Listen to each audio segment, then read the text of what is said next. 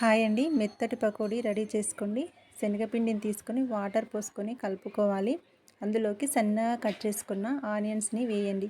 Please first time మన ఛానల్ని watch చేస్తున్నట్లయితే తప్పకుండా సబ్స్క్రైబ్ చేసుకోండి. తగినంత కారం, ఉప్పు, అలానే వామును వేసుకొని ఒక కప్పు శనగపిండికి పెద్ద సైజు టీ స్పూను బియ్యం పిండి తీసుకొని ఆనియన్స్కి బాగా పట్టియాలండి.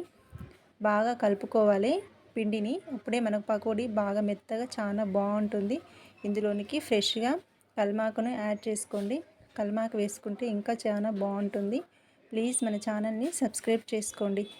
ఆయిల్ని బాగా వేడి చేసి హై ఫ్లేమ్లో పెట్టుకోండి. ఫ్లేమ్ అనేది హైలో ఉంటే పకోడీ కరకరలాడుతూ మెత్తగా లోపల చాలా బాగుంటుంది. ఎంత టేస్టీగా ఉండే ఈ రెసిపీ మీరు కూడా ట్రై చేయండి. అలానే లైక్ చేయండి. అన్ని వీడియోస్ని వాచ్ చేయండి. పకోడీ భలే వచ్చింది.